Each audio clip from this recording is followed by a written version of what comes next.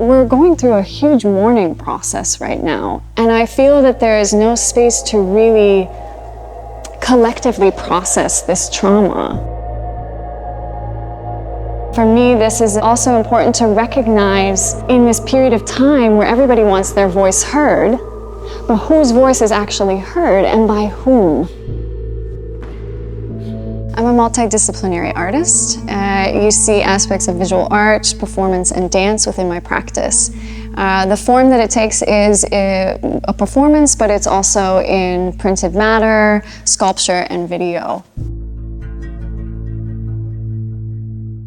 For the Prix de Rome, I'm looking at the notion of lamentations. Lamenting not just as a means of mourning, but also as protest, and from a feminist perspective. Specifically, I'm going back to its Western historical roots. So I'm tracing it back to the archaic period of ancient Greece.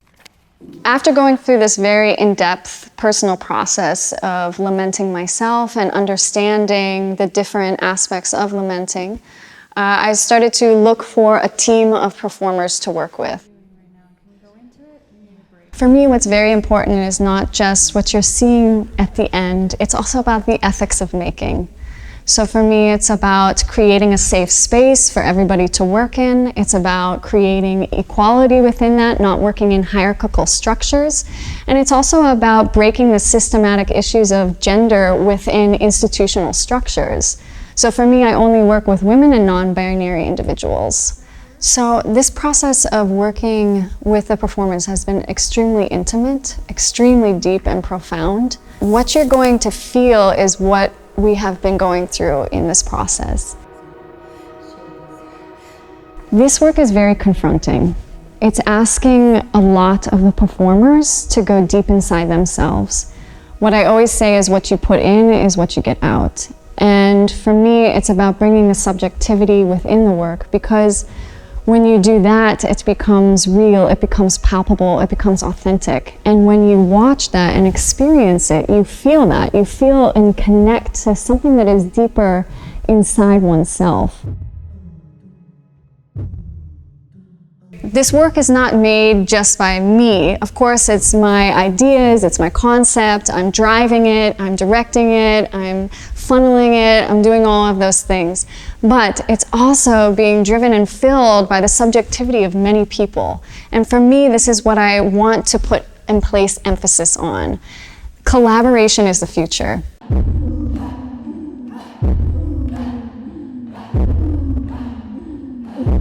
The work I'm presenting at the Stedelijk Museum is a performance, and that consists of 5 dancers, 2 singers, 1 sound artist, and 1 sound engineer.